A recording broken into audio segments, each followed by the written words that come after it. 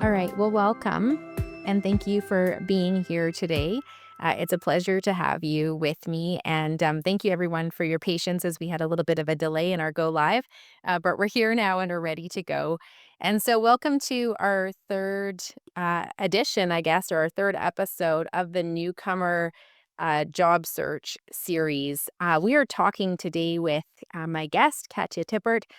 She's an excellent coach who works mainly in the space of building confidence and supporting people with their accent and with so newcomers who have come into Canada, working on their accent and helping them both with their job search and with building their career. So, this is a really timely sort of third episode, if you will, because the last two we talked about kind of the challenges of immigration and we talked about the challenges of job search. And now we're talking about kind of the challenges of building your career and sort of building that long-term success here in Canada. And so, hopefully today we're going to get into some really interesting areas in this talk. I hope that we're going to be able to uncover a little bit about kind of the pressures to conform, talk about maybe some of the realities about accent discrimination, and hopefully some helpful tips and strategies that can give you and our audience some confidence to speak up and be confident and have your voice heard. And so hopefully this information will be helpful. So warm welcome to you, Katia. Thank you for being here. I'd love for you to introduce yourself to our audience and just let them know a little bit more about what is the work that you do and why do you do it? Well, thanks for having me. And I'm very excited to be here today. Well, it all started when I was just a pronunciation coach. And I technically mainly right now help Russian speaking immigrants.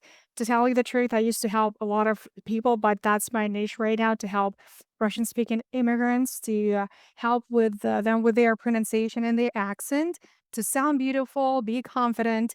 And that is my major mission right now, right? So help people, specifically immigrants, to sound confident and feel confident. That's what all I say, sound and feel confident. Yeah, and both are so important, right? Yeah. So I know we spoke a little bit before as I was getting to know you, and I know that your own immigration story and kind of finding your own voice and learning maybe the impact of your own accent was part of what led you to do this as a coach. Can you share briefly sort of how did your own story inform what you do and what was your experience like coming into Canada and finding work as well? Yeah, so I came to Canada 16 years ago and I had my master's degree in teaching English and German. And I thought that that was enough, right? But when I came to Canada, with all the skills and degrees that I had, I realized that my accent was a problem, right? I know this right now, it's all about the perception and my mindset, but back then it was something that I was trying to hide, and I was so scared. I had lots of fear and doubt, and I was worried that my accent will just close all the doors for me before I even get a chance to speak. And for me, that what kept me stuck for a long time. And it took me decades to overcome that. And that's why I'm helping right now. I'm helping people right now to do it way faster because I realized that your accent is not your enemy. It's technically your story, but your accent is, right? And Mhm. the moment I shift my mindset from I have to sound perfect to I'm showing up as I am, fully confident, just me. And yes, I'll work on my pronunciation on the go, but me, that's the most important thing is me, my experience, my knowledge, my personality, and it was not covered by a big cloud Russian accent, right? Because that's what I was all thinking about. So I forgot about everything that I had about my personality. This fear, this doubt was in me and I couldn't do anything. I was completely frozen. And then I realized that wait a second. If I want to sound confident, it's not just the accent. It's something that's something in me that stops me from being authentically who I am. So this is where it all started because I realized that I had to step into my power. I cannot let the action hold me back because this is not me. I felt small. I felt incompetent. I felt less of everything. So it made me a different person. I just felt that I didn't belong here, right? So this is how I actually felt because I sounded different. I looked different my upbringing, was different, but everything was different. And that is why when you are different, what is the logical thing thought that comes to you that I am not like everybody else here. I don't fit in. I do not belong. And when you don't belong, that's a very lonely feeling. Yeah. Yeah, I like that you're tying it back to that sense of belonging and how much that impacts our confidence, and I think accents can just be one of those things, as you said, that makes us feel different. There's many things, but for sure, our voice and how we communicate can be a very obvious way that we can feel different. And so I'm curious to start with, say, like, let's talk about the job search piece Yeah. for a second. How do you see accents being a focus in job search conversations? Like when you're working with clients who are, maybe going through that process, like what is the impact and why are accents part of the focus when they're talking about, say, interviews, for example? As I said before, it's all about perception, right? So there can be people that have a very strong accent, right? But they're super confident. And that helps them, along the way. They're not scared to speak up. They're not scared to say what they think. And the perception of people like that, oh, they're this person is very confident. We'll like this person. So I think we will hire this person. On the other hand, there are people with um a very strong accent, but they are not confident as well. And that is why I believe, based on all the stories that I heard from my clients, from my students, Mhm. it's just because the coworkers and employers, they sometimes, even without realizing it, they link your accent to how well you communicate and how well you can get the job done. Because if your accent, connect the dots backwards and they think this person has struggles with the pronunciation. That means with the language. So, will this person be effective, right? So, will we be a good team with this person? They begin to have this on their subconscious level. It's not their fault. It's just like it is, right? Yeah. It's because if you don't sound the same way that I do, can I trust you? Right. Yeah. It Yeah. also comes down to something very primal, I have to say, right? If you're not a part of the tribe, if you look different, right? You have different clothes, you talk differently, that means that can I really trust you, right? Yeah. It all comes down to this psychological aspects of the accent as well, without which we don't even realize. Yeah. We think it's just about the accent, but it goes deeper than that. And I just want to say that the thing is that it's not actually the accent itself. The accent isn't the problem. The problem is when your accent makes you doubt yourself, right? So makes you afraid to speak up when your speech, because of that, when you have anxiety, you're scared to speak. Yeah. So you begin to make tons of mistakes, right? Grammar mistakes, pronunciation mistakes, even though before that you talked completely, it was everything was okay. Yeah. But this pressure right away, that before you even talk, you know, I am different. You have this anxiety in you, and this adds to the anxiety that you had before a job interview even more, right? So Yeah. you're scared to say anything. And that is why you come across as less confident, less competent, right? Less intelligible and everything. And that's why definitely it's people feel that because it's not only about the words, it's how you make people feel. Yeah. If you're anxious, if you're scared, if you don't feel comfortable, people around you feel that and they don't want to feel uncomfortable either. Yeah. So, and That's a if you good observation. Yeah, I think, so often and it's easy to maybe judge and say like, "Oh, well, my accent didn't get me the job," or, they didn't understand me. But if you're not confident, right? Like you're saying, if you don't, even if you're fumbling your words, we all fumble, we all get stressed in interviews, accent or no accent, excellent English skills or ESL skills, right? But if you're not confident and that shows through, that's actually probably the underlying reason, as you're saying, it's that lack of confidence in that other person. If they're not feeling that clarity from you and that confidence from you, then it does create doubt.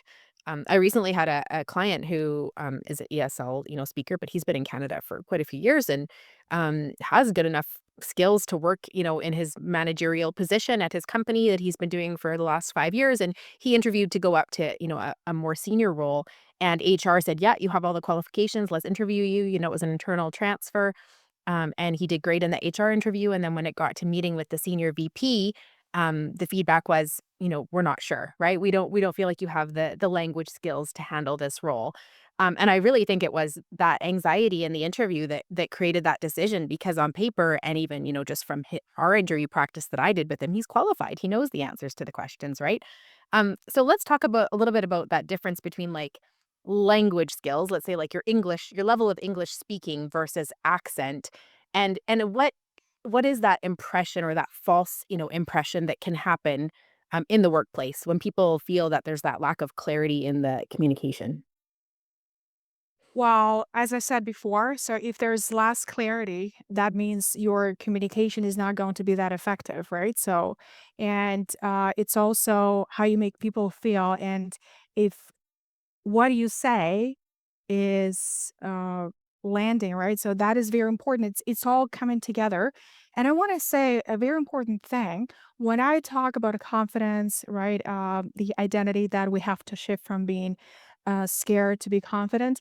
We also have to emphasize that pronunciation skills are important, right? So you have to be able to know that you pronounce words correctly, right? So instead of the word beach, you don't say something else, right? Or if you ask, for example, an interviewer, can you please pass me a sheet of paper, saying something else, that gives an impression right away. If the person cannot say or cannot pronounce easy words like that, I don't think that again, it's psychological. I don't think that this person can represent our company, and this is all like little things. So if you know that this is something you have to work on, just do this, right? Do have some classes, prepare basic words that you might use on a job interview, rehearse your answers as well, even if you're not very ready. So do this and then have the right mindset. You can say, I'm not perfect yet, but I am actually working on this. And even in a job interview, you can say, if somebody says, it's not always into your face, it never happens when people say you're like language skills, right? It's all be after the fact, right? But if you know that that might be the reason and you see the reaction, you can say, and you know what? I'm working on my accent every day. I have classes. I'm working on pronunciation. And they will see that you are a very serious and responsible person. You know that you have to work on that and they will forgive you. I can guarantee that will be such a relief for them because if you have all qualifications, your personality is great, right? So you can fit in, the team will love you. So Yeah, they know that if you say, for example, I'm still working on that yeah, and I know I have to, yeah, and rest assured I'm gonna do it. Just give me some time. They know you will because the personality, right? So comes through. They know you can do this. So it's all about clarity, the mindset behind that, and I would say even being honest. To tell you the truth, just being honest. it's People the like same and saying, "I'm working on that. I'm aware that, I need to work on my pronunciation or my accent," right? Yeah, I that's don't right. know, have you when you work with clients, have you seen, when they voice that, when they say that they're working on that, have you seen a shift in how employers respond or how interviewers respond to them, and does that help? Well, I never had an experience like that because what we do, in my experience, I prepare all people before they go on a job interview because people are aware that this is what they have to work on. And this is probably one thing that people have to do before they go is to have this awareness. Are you ready to have this job interview? Are you ready to feel confident there? Do you know all the terminology that you have to use there? So even the name of the company sometimes people Mhm. mispronounce, and Yeah, this is critical. Do some research, and work on yeah, terminology, work on the words. And in my experience, all the students that I was teaching, right? So my clients, I call them my students. They got the job because yeah, they were, you know what? Why? Because they were ready. They yeah, felt support. And they felt they were not alone.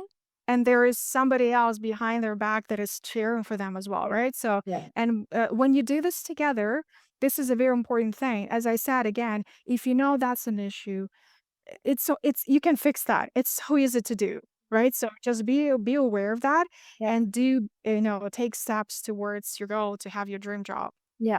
Yeah, that's awesome. When you're working with these clients, what are some of the common worries that people come to you with? Like, what are they worried about, And how do you help them reframe that and work on those things? Oh, one of the most common words people bring to me is the fear of being judged. That's judged because of the accent. You're right. So they are scared that their accent will hold them back.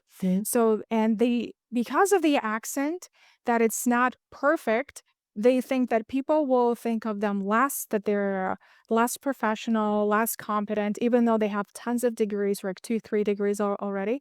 But this is the biggest fear of every intelligent person, to know that somebody else thinks that you are not intelligent. And this is the paradox of being super intelligent and super smart. The smarter you are, the bigger the fear is to be found out that you're not intelligent, right? So Right. this is what happens. So and these people are perfectionists, and they might be perfectionists, but they are also high achievers, and they want to achieve in every area of their life the best they can. And when an interviewer said that you have to work in your language skills, right? Something is off. That breaks their heart, right? Because they didn't think this way. They thought that was enough. So this is one of the things that they can be judged, and it all goes back into everybody's culture, right? So, for example, back in Russia, it was not allowed to make mistakes at all. So if you make a mistake, you are, AKA, a loser right away. Just to give you an example, in Canada, when my kids go, I've been living here for 16 years, and I have two boys, 6 and 8. So when they went to school, and still now, they use their pencil to write something, and they can correct that and erase that and write it again, right? So the culture already there, it's okay to make mistakes. Back in Russia, it was impossible. You, grade one, even primary, you had to use a pen with an ink, right? So you couldn't do anything else. If you make a mistake, if you made a mistake, you had to go back and do it again, right? So this is how strict it was, and definitely everybody was scared to make a mistake. So I have to emphasize that it goes not from when people go on a job interview, they're 35 or 30 or 40 or 50 or 60. They're still 7 when they go, because they still feel, if somebody tells me I made a mistake, I am bad, I'm not enough, something is wrong with me, and if there's something wrong with me, I cannot be here. So it all goes back in their past and their child. Yeah, wow. It sounds like a lot of the work you do is not just about pronunciation, or accent, but it sounds like it's a lot about confidence and identity. How much of your work, would you say is actually around that when you're helping people with, the preparation that you do? It's about 50-50. So I want to say that a lot of people would think that this work is just about pronunciation, as you mentioned right away, getting the sounds right, fixing the accent. And yes, it is a very important piece. As I said, don't make a mistake saying SHIT and saying the word sheet of paper, right? So and stuff like that. Improving pronunciation helps you be understood clearly, which opens doors professionally and personally. It is very important because with every word that you pronounce correctly, your confidence goes up, right? So this is pretty obvious. So this is step one. But that was my path. That was my way, and what it took me more than 10 years, right? To build every single vowel, consonant, step by step, brick by brick. Yeah. But what I want to say, and that's why when people come to me, I ask them, what do you want? What is your goal? They say, I want to feel confident. And I'm like, wait a second, it's not just about technical Right. part. Right. Yeah. They want to feel confident when they speak. So Yeah. it's not just about pronunciation. And then I started working, we have to work on that, because there's something deeper, as I said before, limiting beliefs, fears from childhood. And, somebody said when they were teenagers, a lot of stories behind that, right? So we work on that. But the bigger, deeper part is about confidence and identity. That's what we just said, right? Because here's the thing.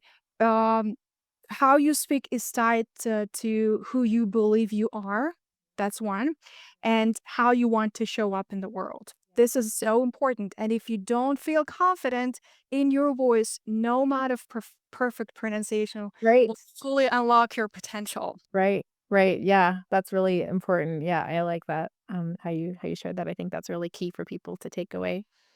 Is there like a small tip or an exercise? Maybe our listeners are thinking, oh, like I need some of this. I need to work on this, and but maybe they don't have time to say book a call with you before their next interview. What's a tip or exercise that you would give a potential client to kind of work on these things? Well, if we talk about a job interview and the person knows that the person their grammar, their pronunciation, already good. So what I suggest, and this is something somatic, what I usually do is suggest my students and my clients. So before any important event, like you have a job interview, you have a presentation, you have a meeting, turn on some music. If you don't have any music, just go somewhere, even in the bathroom, just be alone for a little bit. Put your hand, close your eyes, feel this anxiety. Just scan your body where it is. Put your hand over there. It's usually right here, right? So put your hand right here. Close your eyes. Take a deep breath and just feel where it is.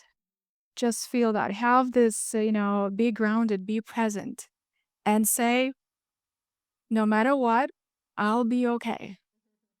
I'll be okay. So many things happen in my life, and I'm still okay.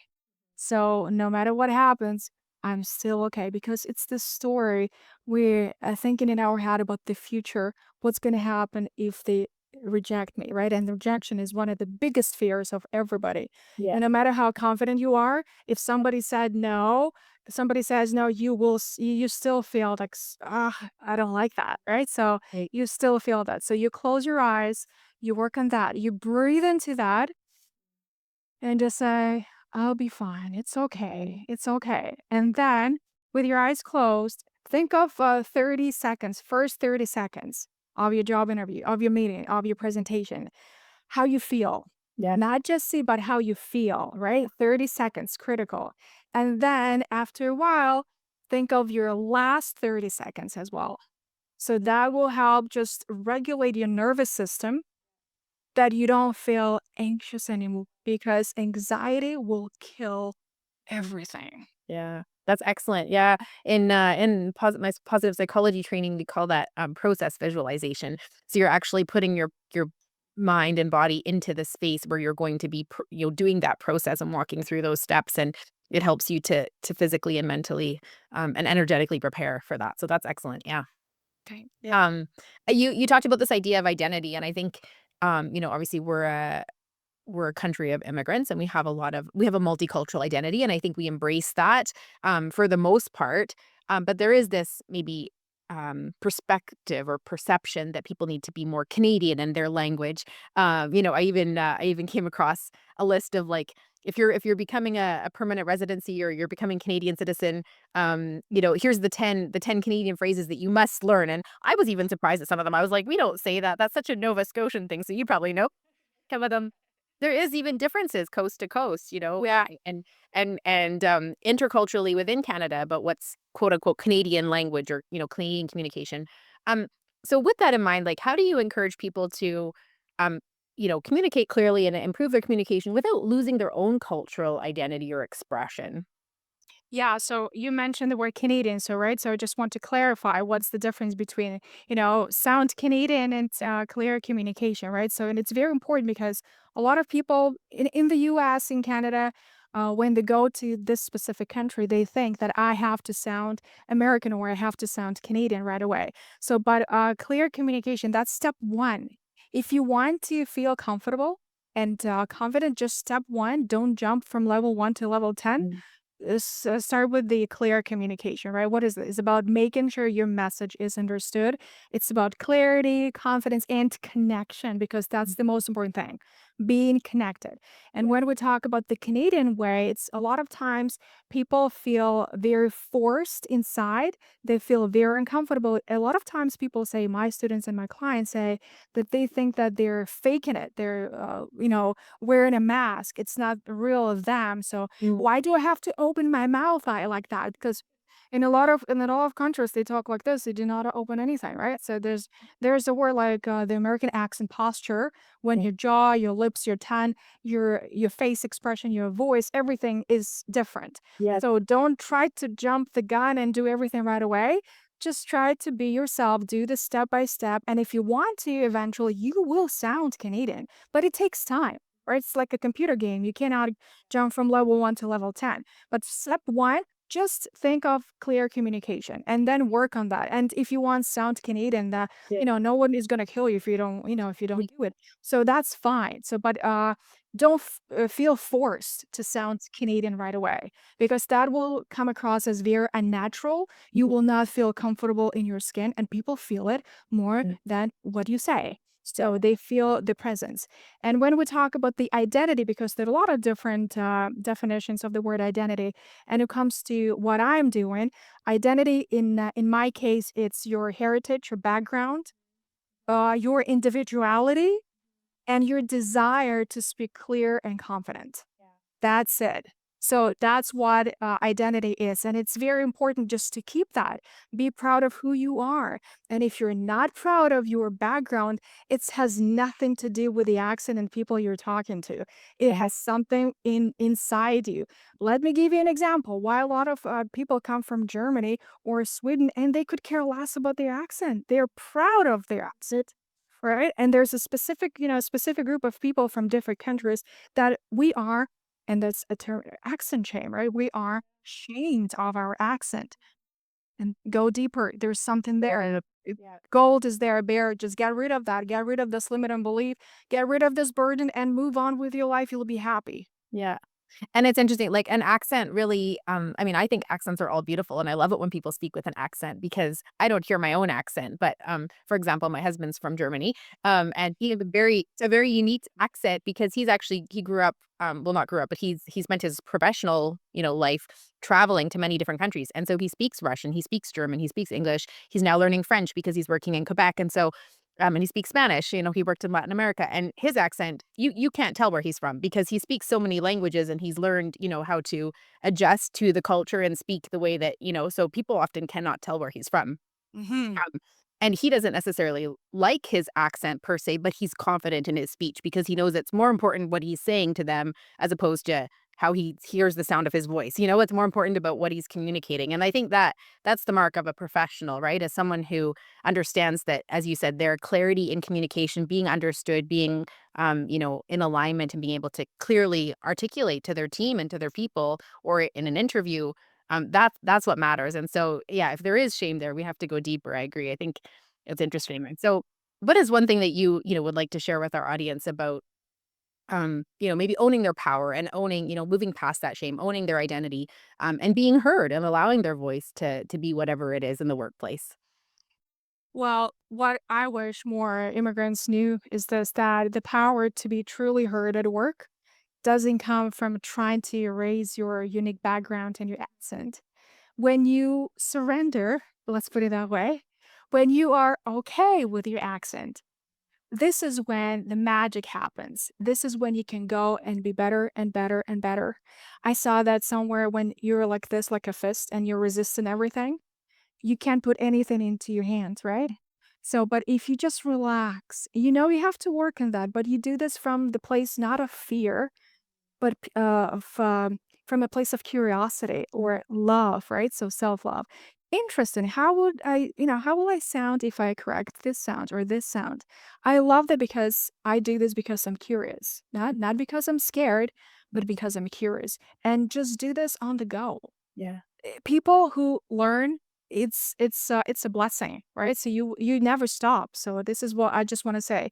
It comes from owning your story and showing up with confidence in your ideas and your voice. I can give you an example. I had a boss. Her accent and her pronunciation was not good, but she was a VP of sales and she had millions of dollars, rode a Mercedes, and had several houses, right?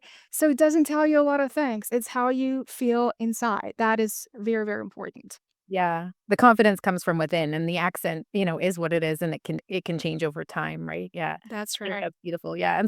And is there any tips or last words that you'd want to give maybe like employers or recruiters maybe that are listening to this about any bias or stereotype that you think we need to let go of as we're meeting new people that do have different sounding voices to ours?